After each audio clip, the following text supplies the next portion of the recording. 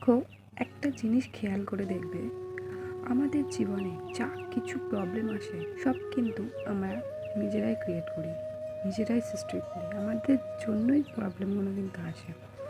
আমরা প্রথমে ভাবি না যে পরবর্তীকালে কী হতে চলেছে, ওই জন্য উল্টোপাল্টা জিনিস করে থাকি, তো ওইটাই পরবর্তীকালে দেখবে প্রবলেম ক্রিয়েট করছে। যেমন তুমি ধরো কাউকে ভালোবাসো, সে তোমার থেকে বোর হয়ে গেছে বা ছেড়ে চলে যেতে চাইছে, কিন্তু তুমি কি করছো? তার হাত পায়ে ধরছো, তার কাছে ক্ষমা চাইছো, যাতে সম্পর্কটা আবার আগের মতো হয়ে যায় সেই চেষ্টা করছো। চেষ্টা করতে করতে ব্যর্থ হয়ে গেছে, কিন্তু চেষ্টা করা ছাড়ুনি, কিন্তু সে তোমার সাথে থাকতে চাইছে না। তাহলে তুমি কেন বৃথা চেষ্টা করছো? এর দ্বারায় এই যে তুমি চেষ্টা করছো, চেষ্টা তো সফল হচ্ছে না, এর ফল কি হচ্ছে? সে তার মনে কিন্তু কোনো এফেক্ট করছে না, কিন্তু তোমার মনে তার জন্য যে কষ্টটা সৃষ্টি হচ্ছে, যে কষ্টটার জন্য যে প্রবলেম ক্রিয়েট হচ্ছে, সেটা কিন্তু তুমি আর সহ্য করতে পারছো না।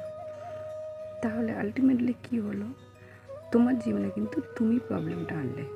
যদি তোমার সাথে এরকম হয়ে থাকে, তাহলে ইউনিভার্স আমাদের 3টে এমন মেসেজ দেয়, যাতে আমরা যে মানুষটা ছেড়ে চলে যেতে চাইছে তাকে আরামের সাথে, কোনো চিন্তা ভাবনা ছাড়া যাতে ছেড়ে কিভাবে চলে যেতে দেব, সেইটা ইউনিভার্স আমাদের এই 3টে মেসেজের দ্বারা জানিয়ে থাকে। ভিডিওটায় শেষ পর্যন্ত অবশ্যই থাকো, তাহলে জানতে পারবে তোমাদের মনের সমস্যাটা কী। তো ইউনিভার্স আমাদের যে মেসেজটা সবচেয়ে প্রথমে দেয়, এটা কি দেখবে, ইউনিভার্স সবসময় আমাদের এই মেসেজটাই দেয় যে তোমরা তোমাদের কর্ম করে যাও, ফলের আশা করো না। যেমন সে যদি তোমার সাথে থাকতে না চাইছে, চলে যেতে চাইছে, তাকে চলে যেতে দাও। তুমি তো মন দিয়ে ভালোবেসেছো তাকে, তোমার ভালোবাসা যদি সত্যি হয়, সে নয় ফিরে আসবে, আর নয় এমন শাস্তি পাবে জীবনে আর ভালোবাসার নামও নেবে না। ইউনিভার্স আমাদের যে 2 নম্বর মেসেজটা দেয়, সেটা হচ্ছে কি, আমরা দেখবে অনেকে পাস্ট লাইফ নিয়ে বেঁচে থাকতে চায়।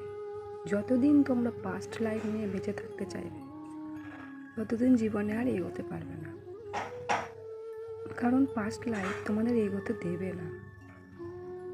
তোমাদের কেন, পাস্ট লাইফ কাউকেই এগোতে দেয় না জীবনে, কাউকে কিছু ভুলতে দেয় না, কিচ্ছু দেয় না।